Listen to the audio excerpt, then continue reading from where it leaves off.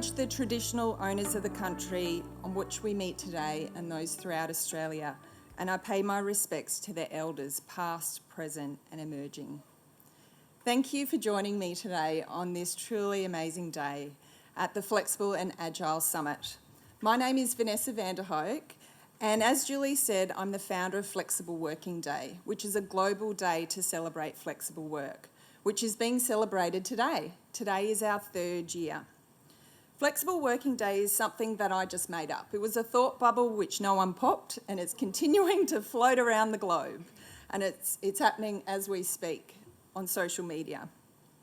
When I set out in establishing Flexible Working Day, I did so with one goal, and that was to support and positively change one person.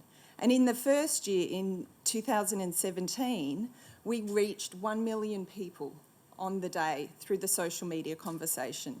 That's 1 million people in one day. And last year, we decided to run the day again, and we reached 2 million people in 60 countries, which said to me that there is a continued conversation around how flexibility and agility is not only a desire of people, but how it can work for business.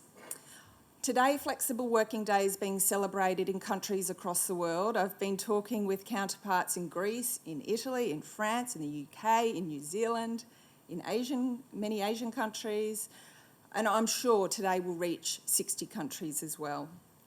I often get asked, why did I create this? Where did it begin? I'm naturally a very introverted, quiet person. Being front and centre in this stage is not something that I particularly like doing, as the masterclass participants found when I shared that yesterday. But where it began is where all good thought bubbles, I think, begin, from a deep emotion. I was frustrated, and at the time I was a little bit angry. I was working in an organisation working to help them address a known problem. They had a known issue in retaining executive women, and they had said, what do we do? And being an executive myself in government and in the private sector, they invited me in to have some conversations to really open up that dialogue. And what we came up with is a hypothesis, is if we could embed flexible working options, then we would be able to fix this problem, which was very costly for the organisation.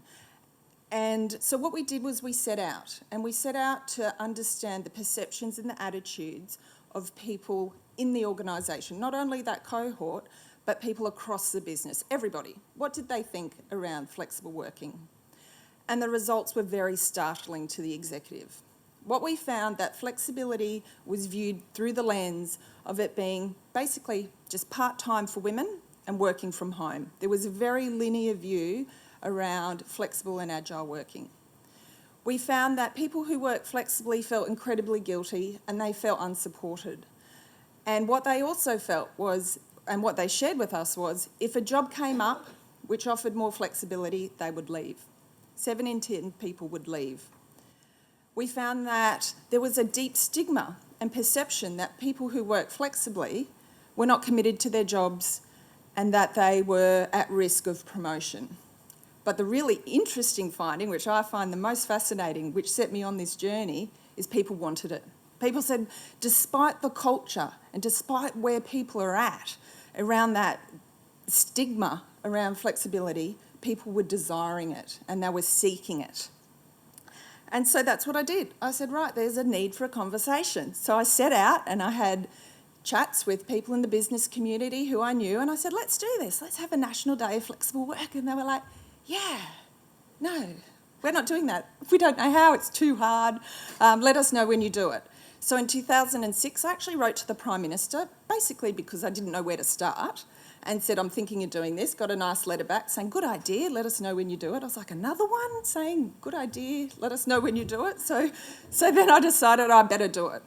And I suppose for me, it's really clear what the key pillars to make this work are. If I go back to that organisation that I was speaking about, after we got the survey results, the team set off and did some great work.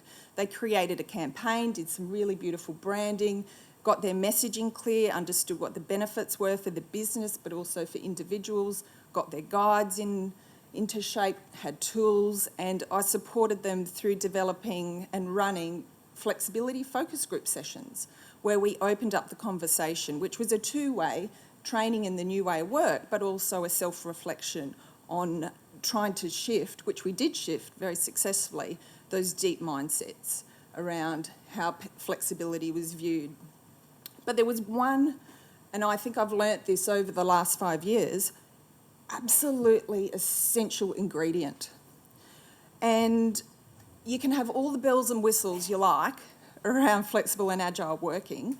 If you don't get this one thing right, it doesn't work.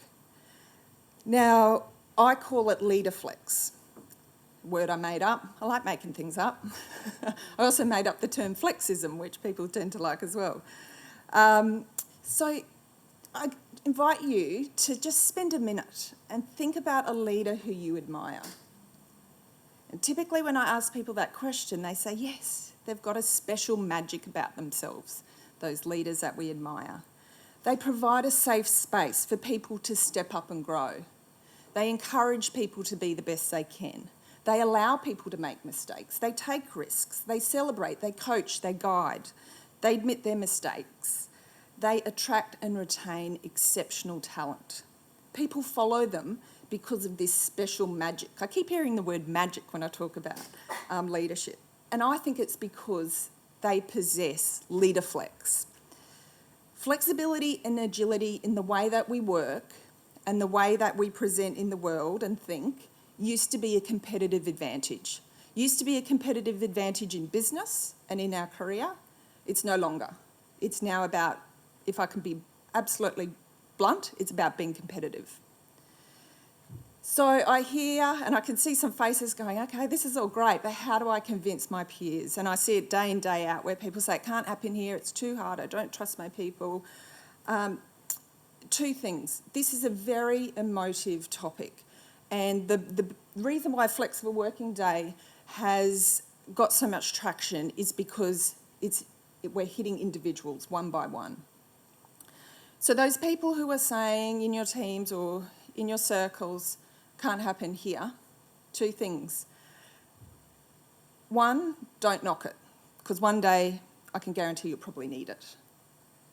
I woke up in 2017, the year that I said I was going to launch Flexible Working Day, and I couldn't use my arm. So here I am. Oh gosh, I've never cried telling this story before. I've told it a few times. I had spent, this is my 20-year career of working. I'd spent almost 20 years consulting. That was what I did. I was very good at it. And I could no longer write. I could no longer type. I could no longer wash my hair. I had to have my husband. I had the trifecta of ligament issues in my arm, intersection syndrome, dequat veins and carpal tunnel, which, you know, you say, oh, it's just your arm. Mental health, down. I was still able to function at work, but what that meant was I had to redesign the way that I worked. And fortunately, my disability was able to be rectified to a point through surgery. But for 12 months at FlexAgility, I had to change the way that I worked. I'm an introvert. I couldn't talk in front of 5 people. Well, I could, but I got very nervous. I invested in myself and I said, right, the way that I'm going to work, the hours that I'm going to work, the location that I'm going to work, it needs to change. If it doesn't change, I'm going to go crazy. And I needed to stay meaningfully engaged in the workforce. Talk about the gender pay gap. If I hadn't have been able to do that, this wouldn't have happened. So that's tip 1. Don't knock it till you try, because one day you might need it. And it can happen like that. You can wake up overnight and be sick and need it. And I call it the age-in stage of flex. We access it often for different reasons. Secondly, this is a good one. People like this one or don't like this one. Globally, flex is becoming almost as important as salary. So globally, in my counterparts around the world, I'm hearing that people are saying that they value flexibility almost as much. We're almost at 50-50 as flexibility in the workplace. And I go one step further in that and saying, as individuals, if we're not investing in ourselves, in our ability to design, to implement, to lead flexible and agile teams, in 3 to 5 years, going to be out of a job. Many leading organisations now have this on the agenda when they're recruiting people. How do you bring your flexible attitude towards, in our organisation, in our DNA?